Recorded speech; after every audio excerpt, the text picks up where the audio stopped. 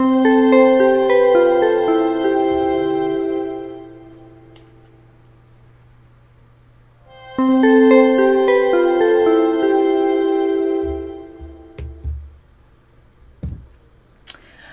to the Weekly Muse. And as we head on into the new year of 2019, can you believe I said that out loud? I want to explore the idea of freedom and forgiveness this week.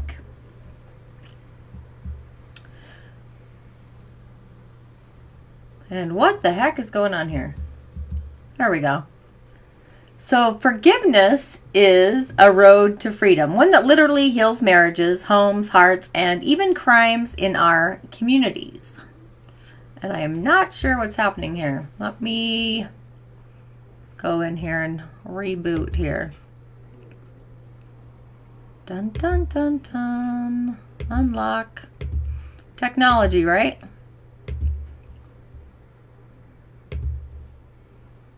Let's go here. Woo, that was kind of fun. Let's go back here. Okay, awesome. Here we go. Back to the beginning. Just added a little excitement to our show. How's that? So, forgiveness is a road to freedom, one that literally heals marriages, homes, hearts, and even crime in our communities. Let me lock these. There we go. So thanks for showing up today for today's Muse and putting up with my techie business. I'm getting better at this on some levels, but not on others. But either way, have you subscribed to my YouTube channel, or are you enjoying the Nature Series podcasts? And more importantly, have you browsed the corridor of my Musing Club? Because coming soon, and it's in the works, is the Energy Body Demystified, Awakening the Spirit. So be sure to subscribe to my Musing letter to get updates on all my crafty ideas in my corridor. So let's continue or consider this on the Muse. So there was a 12-month study on forgiveness and conflict resolution, and marriage demonstrates that husbands' unforgiveness predicted wives' current reports of better conflict resolution. And over a 12-month period, the wives' forgiveness predicted husbands' later reports of better conflict resolution, controlling for initial levels of conflict resolution. Whew. Now that was a mouthful to wrap your mind around, wasn't it? And forgiveness therapy, there was a model developed by researchers at the University of Madison, Wisconsin, and it's been shown to reduce anxiety and depression and to improve self-esteem and random controlled experimental trials. And the study was done in 2001. It actually examined the psychological effects of rehearsing hurtful memories and nursing grudges, found that those with unforgiving thoughts prompted more aversion to emotion and significantly higher EMG or skin conductance, heart rate, blood pressure changes in their baseline. Even in recovery periods, those with an unforgiving thoughts demonstrated higher EMGs, skin conductance, and heart rates. And even a study done at the University of Montgomery actually analyzed how forgiving heart factors into crime. And the study showed that forgiveness played a significant role in reducing the revengeful responses that actually prompt criminal acts. So if forgiveness can work miracles, healing hearts, minds, and bodies, why do so many of us resist it for so long? So the answer is easy. Pride. We are afraid that letting go means we are weak, and because forgiveness typically comes after being hurt, beat down, or even damaged, the last thing we want to do is seem weaker. So, if you're experiencing a hard time with forgiveness, a blend of 3 drops each, balance and serenity, placed in the palms of your hand and rubbed directly around your belly button while stating affirmations, and doing this in a clockwise circle, and expect to feel different. But some affirmations might be that I forgive myself for believing misinformation about myself communicated by others. Or I forgive myself for denying my gifts and talents. I forgive myself for repeating destructive patterns and expecting a different outcome. I am free of criticizing, condemning, and judging myself, right? We all got to quit doing that. I release the past and am happily living in the present. So in reality, forgiveness means strength. And forgiving doesn't mean ignoring an injustice or letting someone treat you badly. Remember that it's not a wimp's response. It takes a strong, courageous effort to make that move. And letting go of your grudges takes a great deal of moral muscle. And even Gandhi taught that the weak can never forgive, because forgiveness is the attribute of the strong. So in addition to strength, there is honesty in the process of forgiving, and a real recognition of the pain of the offense coupled with the strong desire to love and let go actually allows forgiveness to occur. And the truth is, if we really want to love, we must get to the point where we're strong enough to forgive. While we can't change others, we can change the way we feel about our past and even ourselves. So in the process of forgiving, we actually enhance the present, change the course of your future, and it halts the negative trends of history that tend to seep into our future.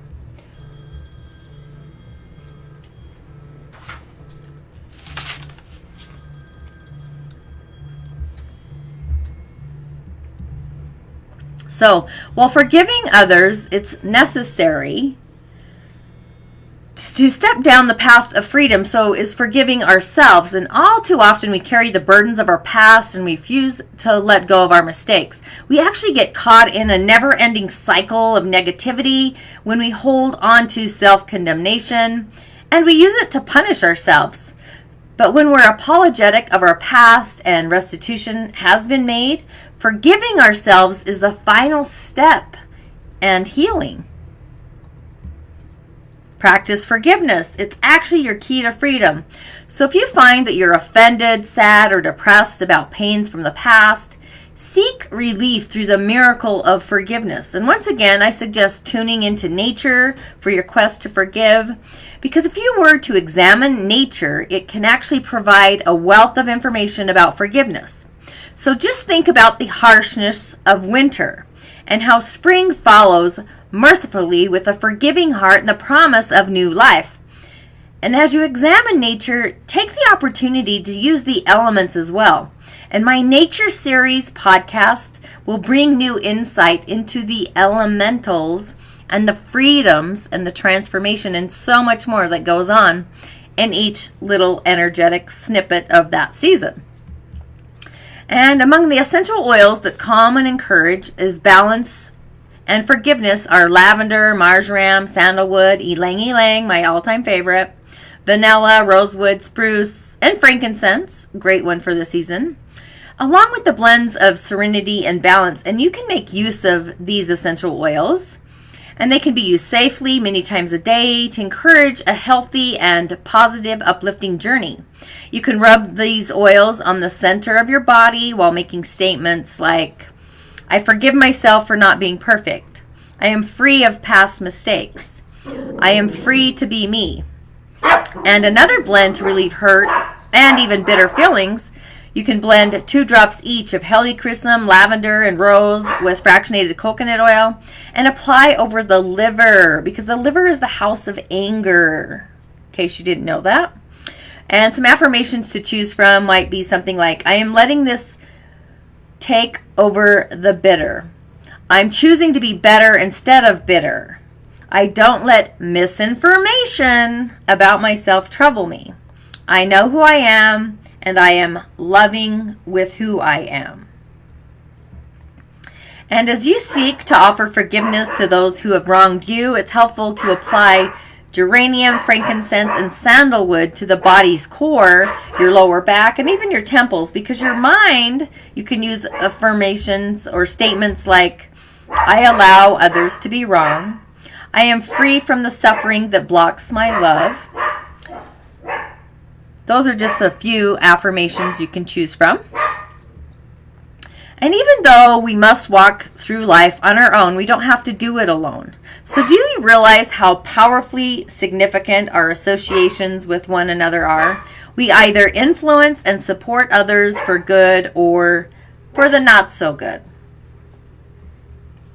And sometimes in the field of energy or self-help, pushing the concept of interdependence or the process of being emotionally sound through self-reliance, where according to Webster's, interdependence implies that all participants are emotionally, economically, and or morally independent. And it's a great concept, however, it really doesn't stand alone. That's because we live in a world where one affects the whole. It's actually a fact, where one bad apple has the power to wipe out a bushel. One angry, irresponsible, and abusive adult, or even a leader, can leave a lasting imprint on the lives of those that are abused. Also, though, one loving, caring, forgiving, and charitable person, family member, friend, has the power to heal the lives of those that they truly love. And in truth, it's not reasonable or honest to expect ourselves to become so self-reliant that we no longer are dependent on relationships or no longer affected by the actions of others. So interdependence flies out of balance when self-reliance is used to actually push people away, create walls and relationships, or block love in our lives. We actually need to learn to stand together as a part of a whole, not as an island. And when you can't receive what you need from another, two things typically happen to us. First, we suffer because we're left to do without the love that we need to survive. And second, we suffer because we're no longer giving love to others, and forgiveness and charitable giving, it's unnecessary parts of our emotional survival as well. So, we all want and need to be loved, and we all need at least a few key friends and family members to walk with us along this road through our lives. And when we don't have this kind of help, we can't raise our forefinger like the nun in that popular cartoon Madeline and say something is not right, why or what's not right, but here are a few possibilities. 1, we may have been so badly hurt by someone that we don't trust others enough to receive their love, and so we use self-reliance and we lack forgiveness as a way to protect us from our fear of rejection. 2, we may be so afraid we're not as good as others that we push people away because we fear we're not lovable anyway. 3, we're afraid we will fail at our ability to love and forgive, so we don't try. 4, we're sad that others don't see our hearts, and we fear wrongful judgment or criticism, so we don't try. 5, we grew up in an abusive home environment, and we have no idea how to love and forgive others. So I want you to notice how many times fear is mentioned in that list. And it's really true that our fears are typically the blocks that keep us from forgiving and enjoying loving relationships. So you need to understand where that fear is coming from. So consider how you'll stand together with others. Are you enjoying the blessings of companionship as you walk the road of life? If not, ask yourself why. And how can forgiveness help?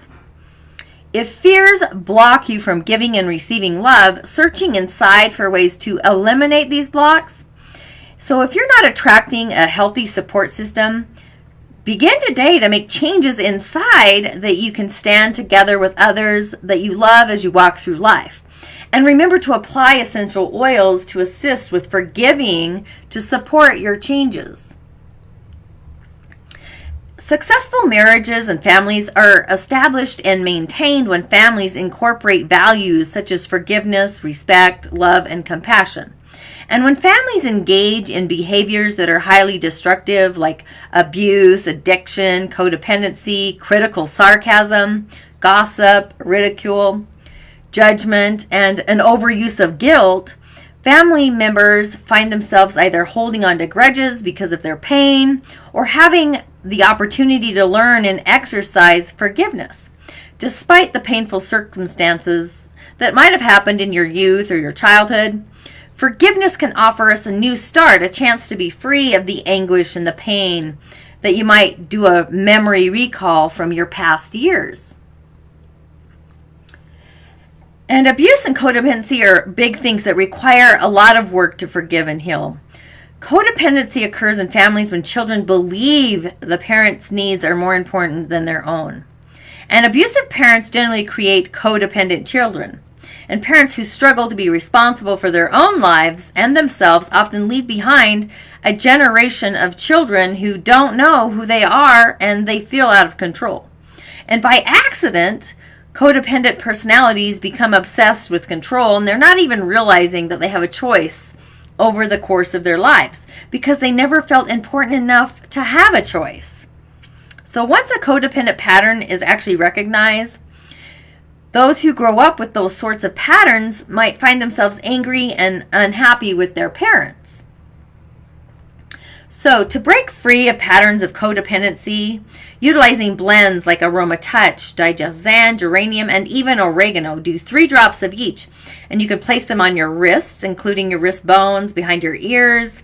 And go ahead and make a clear statement of intent. I allow myself to grow beyond my family patterns, or I am free to be me. I am deserving and I take responsibility for my life. So what's true is that despite the difficult circumstances of our youth, we have the freedom to choose to move forward through forgiveness. And every parent is doing the best they can in their lives. And while parents and grandparents may unknowingly and sometimes knowingly pass on destructive patterns, their worth as souls is still inherent and they deserve forgiveness. We're all trying to do the best we can, but you have to pop out of that bubble. And that kind of forgiveness is big and it takes a lot of work. But even the little things need forgiving if we really want to break the cycle and start a new tomorrow. So to live a healthy and happy lives, we must learn to forgive everyone who might have wronged us. We must forgive those who've taught us inefficient ways to think, behave, and believe. And we must forgive the people we blame for causing us sorrow or making us doubt. Why? Because we can't forgive, we naturally hold on. And holding on causes us more pain. It enables our wounds to fester. It promotes separation from those we love. And forgiveness is a powerful tool. Actually, it's a blessing. And there's nothing more rejuvenating than a heart full of forgiveness, ready to overcome the mistakes of the past, whether they're small or even profoundly serious. So as you implement forgiveness in your families, the natural results will be a home full of more respect, kindness, and compassion. And these are certainly values worth passing on to those that you love. And a study about kindness and unkindness in families showed that the single most important ingredient in a happy home is kindness. And it went on to say that it's not kind tasks that do the trick, it's kind people. And there's a huge difference. It costs nothing just to be kind, right? And so people who are charitable by nature and concerned with the long-term welfare of others in thought, word, and deed, they'll contribute to the long-term happiness of a family. And it might seem old-fashioned to speak of these values, forgiveness, respect, love, and compassion, but these are qualities that we can build and create great families. And even today, they point the way by which we might find happiness. And they're qualities that act as anchors in our lives in spite of the trials and the tragedies and the cruelties that even leave us all suffering. The truth is, you cannot be happy without them. So to enhance our creativity and our ability to follow through, you can blend 3 drops of helichrysum, 2 drops clary sage, and 2 drops basil, 1 drop wild orange and rose, with 3 tablespoons fractionated coconut oil. And go ahead and apply these to your palms of your hands and rub them together and inhale. And an affirmation that you could say to yourself either first thing in the morning or right before you go to bed is, I receive inspiration and divine guidance daily. Or I complete my projects and goals with creativity and inspiration. I am directed and divinely guided, and more importantly, loved. So the truth is, when we heal, we love, and when we love, we are forgiving, respectful, considerate, and compassionate. And the consequence of healing allows these values to actually expand. And when these values expand, they help us foster and maintain happy and successful families and even friendships. So every problem has a solution. And Louise Hay on her 80th birthday said, "Forgive yourself, forgive everybody else, cut the crap, and love who you are." And she spent many years offering solutions to hurting hearts, minds, and even bodies. And where does her wealth of wisdom originate? Like all of us, it was her access to a higher knowledge and a truth. And she knows the solutions come from within.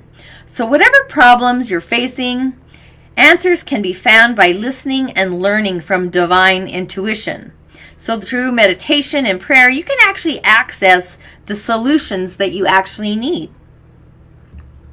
And her simple message of forgiveness and love is actually perfect.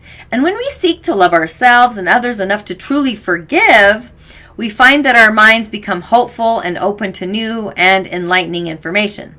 And when we cut the crap, we let go of negative influences that limit our growth and our happiness. And when we embrace love of who we are happy and much better equipped to contribute positively to the lives of others. And if you haven't heard of the Aroma Touch technique, it's a great way to help you get closer to loving and embracing yourself. And an affirmation to repeat often is something like, "I deeply and sincerely love and accept myself. I am comfortable in my body, and I love who I am becoming, and more importantly, I can do it." So during the Christmas season, the classic movie It's a Wonderful Life airs regularly on TV. And it's reminding people of the far-fetching effects of one person's life. So in the movie, a depressed George Bailey, played by Jimmy Stewart, believes his life is worthless. He wishes to die, and to his surprise, an angel gives him his wish come true in a dream, when he sees what the world would be like if he'd never been born. So he marvelously realizes the influential impact of his seemingly ordinary life, one riddled with mistakes.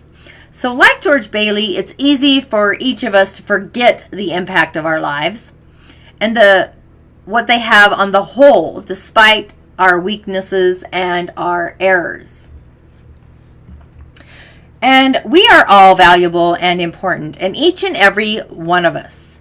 Marianne Williamson, who's a spiritual activist, and she's the best-selling author of A Return to Love, and she reminds us that our deepest fear is not that we are inadequate. Our deepest fear is that we are powerful beyond measure. It is our light, not our darkness, that most frightens us. We ask ourselves, who am I to be? Brilliant, gorgeous, talented, fabulous. Actually, who are you not to be? You are a child of God. Your playing small doesn't serve the world. There's nothing enlightened about shrinking so that other people won't feel insecure around you. We are all meant to shine as children do. We were born to make manifest the glory of God that is within us. It's not just in some of us. It's in everyone. And as we let our own light shine, we unconsciously give other people permission to do the same. As we are liberated from our own fear, our presence automatically liberates others. I wish I could print that off and put it on everyone's wall to read daily. So it's been said that when we lift ourselves, we actually lift a great many others at the same time. And as we are busily engaged, shining our light, our world changes. It is through forgiveness that we see ourselves to the point where we recognize all that is good in and ourselves and others. We will have days where we feel like George Bailey at his lowest. And when you do, it helps to let go of your fears and remember the love you've given away throughout the years and how that love has affected others. In the process, you'll find that your life has value and beauty. You just can't get hung up on the past. So imagine that you are George Bailey, shown by angels the value and the impact of your life. Forgive yourself and let yourself see the good you've contributed. And as you do this, the impact of your life will continue to expand, and you will find that it is a wonderful life. So thanks for musing and showing up today. And more importantly, forgive and be grateful and enjoy the holiday season. And I'm going to start the new year with the Subtle Energy series podcasts.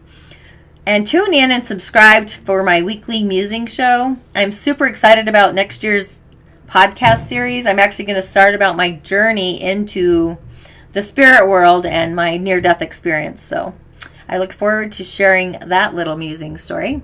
And once again, thanks for joining me. Thanks for showing up. And tune in next week for love, where it's all about love.